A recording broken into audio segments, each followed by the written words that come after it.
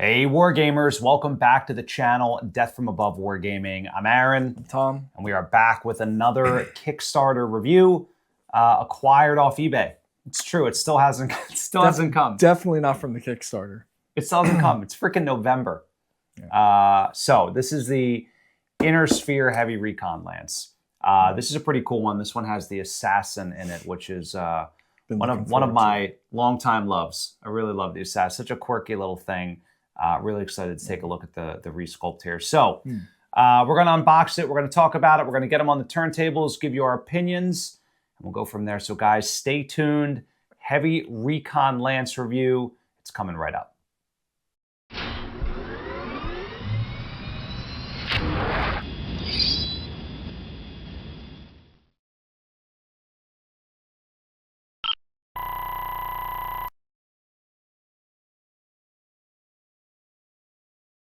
And we're back. All right, so let's open this thing up. So let's see what we get inside the box, Tom.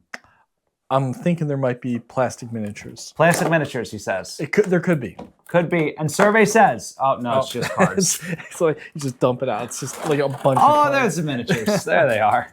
All right, so we got the usual stuff here. Yeah. We've got 4 BattleMechs, and then we've got some cards here that are very well packaged. So you typically, we're going to get 4 double-sided Alpha Strike cards, and then you get the pilot cards as well. Also double-sided. Oh, the pilot cards are also double-sided. All the doubles. Who doesn't love things that are double-sided? Wait, what? What now? So let's talk about the mech. So we got the Assassin. Oh yeah. We got the, which one is this? Is this the Ostroc? Very cool. We got the Charger.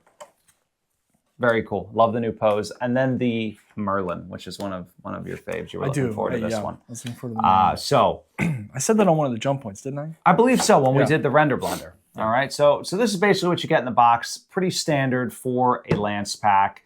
And it looks like the variants, you know, some pretty common ones, the ASN 23 and the ASN 109. So looks like different eras. Like this one is more Succession Wars, Clan Invasion era, and this one is more Clanish. Wow. So this one hits all the eras. It's been around forever. But yeah, and then is this the one that's 18 points? Yes. Yeah. And then 83 points. It's a lot of deviation. I mean, that might be the winner for the biggest standard deviation or whatever. Yeah. So box is pretty standard. You know, it's got the same old artwork as all the other ones. It's actually a hatchet man killing an ice ferret. I finally got it right. Yeah. And I love the line art on the box. That's the Merlin on the side there. So very, very cool. But while we are getting this stuff organized and cleaned up, why don't we get these on the turntable? You guys can get a nice, we'll file them down. You get a nice close-up look at them, and then we'll be back with our opinions. So check out these brand new mechs from the Heavy Recon Lance.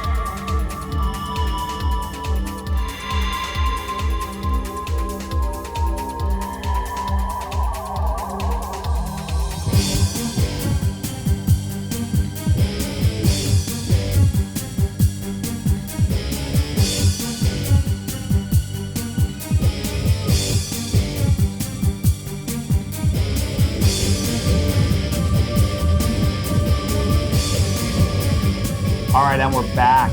So we're going to give some opinions on the sculpts here.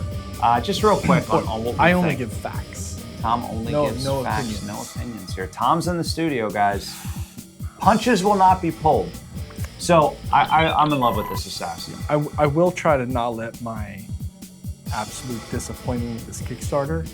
I'll be objective. I'm not gonna be objective. See, I'm kidding. I will be. I will. Tom's mad. order is in like total limbo, by the So way. mad. Whereas mine is at least Just endlessly delayed. it's endlessly delayed. Tom can't get anybody to respond to him on the status of his order. His shipping is still 0. Yeah. We're not Probably sure. my fault, but I don't doesn't think matter. so. I mean, it never got changed, and like, what do you can't get in touch with anybody? I don't know. Yeah. It's literally insane. Let's see this bad boy. So here's the assassin. All right, now I absolutely love it. Check out the jump jets on the back. Check out the cockpit. It's true to form. It's got the LRM-5, the SRM-2, the laser. It's got the big sort of goofy laser barrel arm. It's very, very quintessential BattleTech. The Metroid arm, right? The Metroid arm. That's a great way to describe it. No copyright infringement. No IP theft. No, not in this one. But very happy with it. I think it's got good definition, good detail on the legs. Cool arm. Yeah, it's interesting that the arm looks like it's a separate piece. Right? I mean, if you look at Oh, that, yeah, for sure. yeah, it'd be cool if they didn't mount it. So And you could just like pose it. Yeah. I'm sure. Well, we can kit bash that puppy. Actually, both arms look like they're multi-piece. Yeah. That would have been cool. Why didn't they just do that? But Just have it come multi-piece.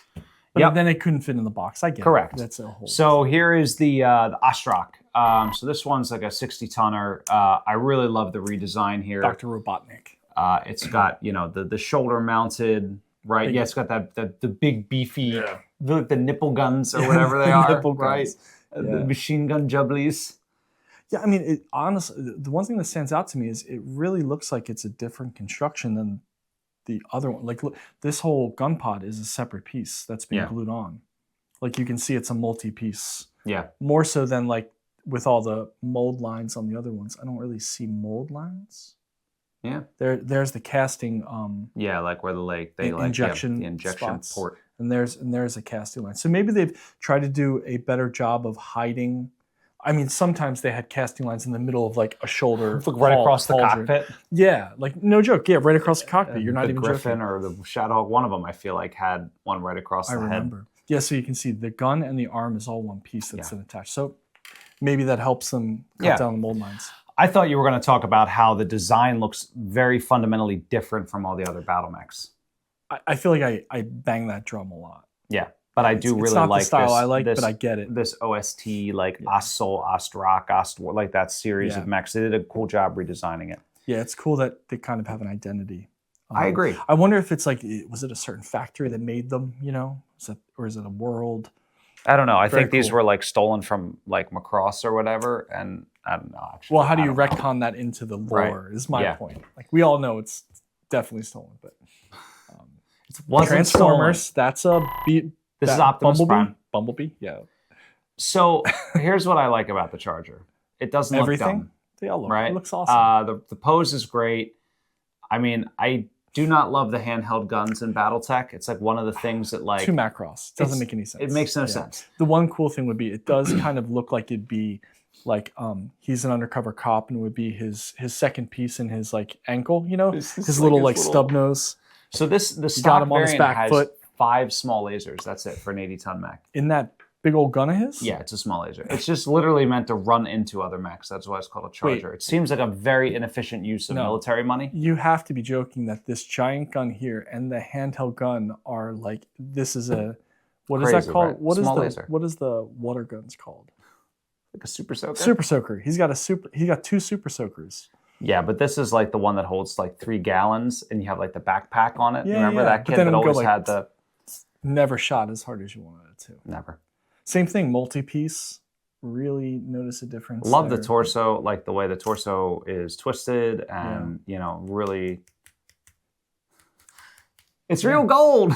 No, I mean, it's Pretty solid. It's a stiffer... Yeah, there's some mold lines on this, or just casting defects maybe, on the side of his helmet you see. Mm-hmm. But again, like if you really look for the mold lines, there you go. It's around the edge there. You see that? Yeah. Which makes painting them kind of a pain. But if you file that down, there's just a little bit of prep, and then on the underside of the arm, and on the top. So there's some here, and then on the look at that. See, talking about that, you see the mold line right up the middle of that. Oh, I do love the actuator. Yeah. Yeah. It always makes it really difficult to paint. But I will say, I love the detail on the actuators. I love how super cool. I like the Great armor design. planing on the legs. I like the pose of that guy. I like the pose. I want to say, and I do like the head. The arm's a little bit weak. The stub nose. Grab on to my thumb. Yeah, it's a little bit in, but it's still cool. I can't help myself. But yeah, check out the heat sinks and stuff in the back. That very, booty. Very cool. The booty. Would you just call it the thirst trap pick? Yeah. Oh, Tom. All right, and then lastly, the Merlin. The Merlin, yeah, I'm going to. I have an opinion on the Merlin. First. It may surprise you. Let me guess, you don't like it. I don't love it. You know why? Turn it sideways.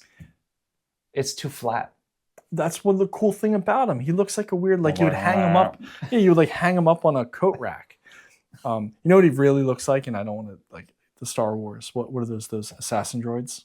No, it doesn't. You don't think so? The very flat, like whatever. They roll up. I get. Oh no, not those guys. Oh, the not super the roll battle guys. droids. Oh my god! Yeah, it does look like a super battle droid. I'll never unsee it. You're never gonna unsee it. Yeah. I thought you were talking about. Oh my god, dude! It's so uncanny. So much, yeah. What I'll say is, I like weird, goofy designs. Yes. I like the fact he's so flat.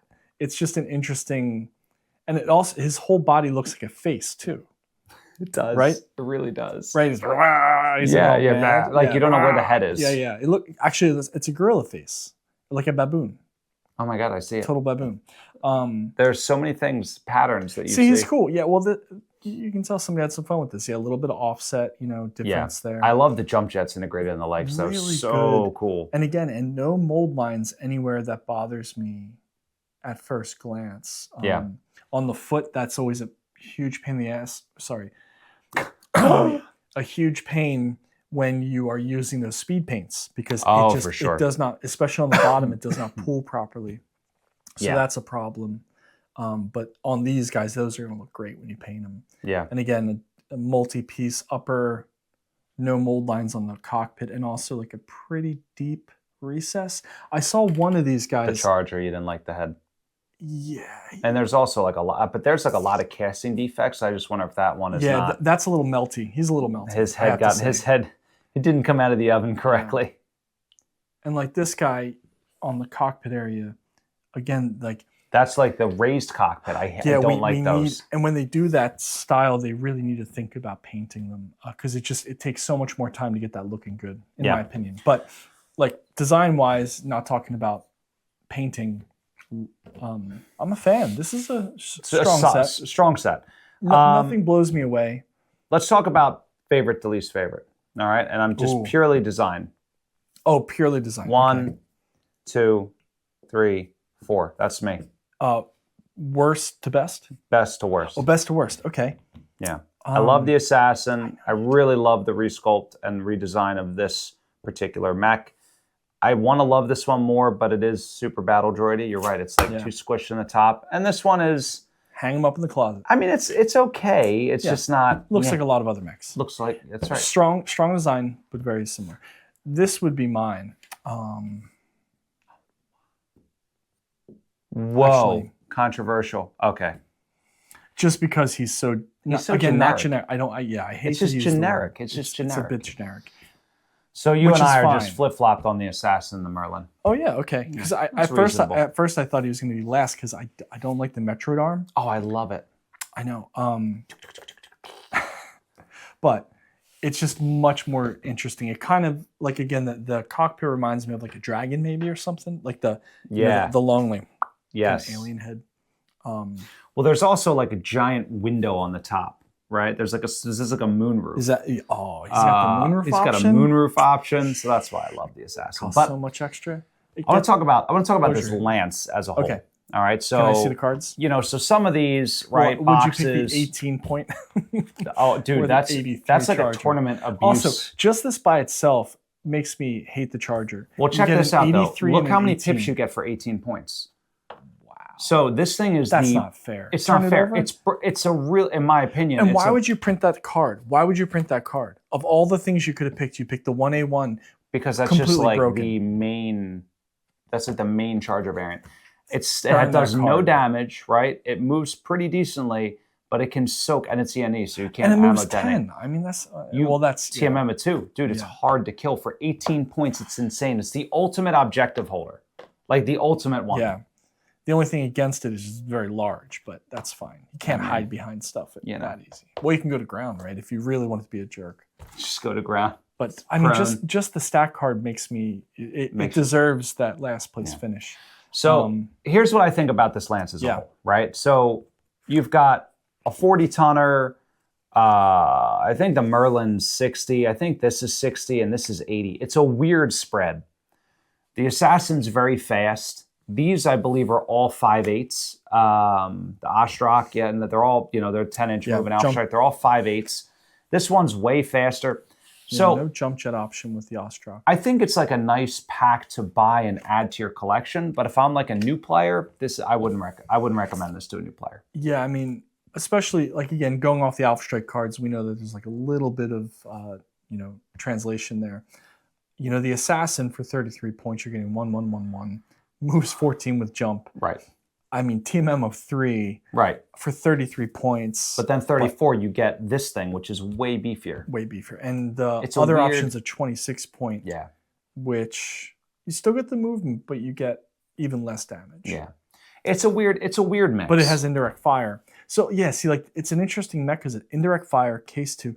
It's kind of a cool complement. Yeah, it's got Angel ECM too, which is weird. And then what but the hell who is has indirect fire? This has stealth armor.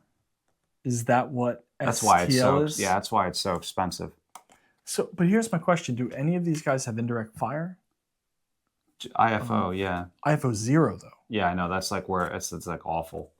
So you have this. So just thinking about it as a Lance. Yeah, I guess I'm jumping ahead a little bit. You are, but I mean, it's fine. No, I mean, it's just what we're talking about. It's like, how is it worth it to buy? Just like you can't really buy this and play it out of the box.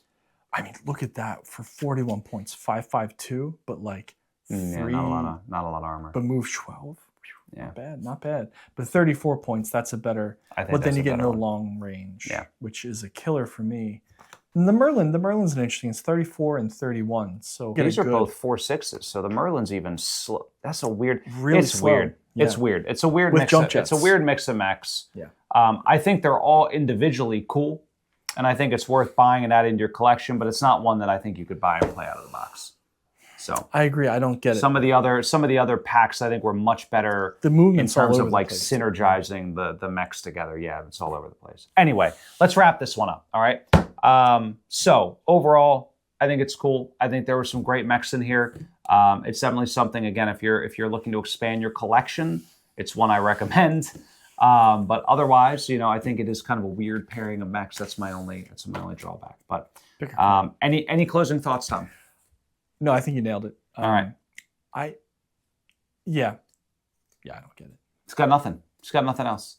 All right, so guys, a couple of things. Number one, Aries Games and Minis. I have a feeling they'll be available at Aries Games and Minis before I get my Kickstarter. They said they're being prioritized for wave, right? I think retailers are being prioritized for wave 2, maybe. I don't even know.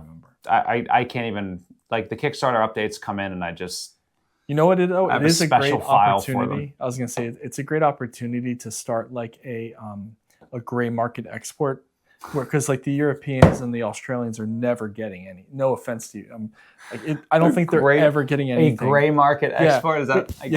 We got them we got it like cargo ships going back across.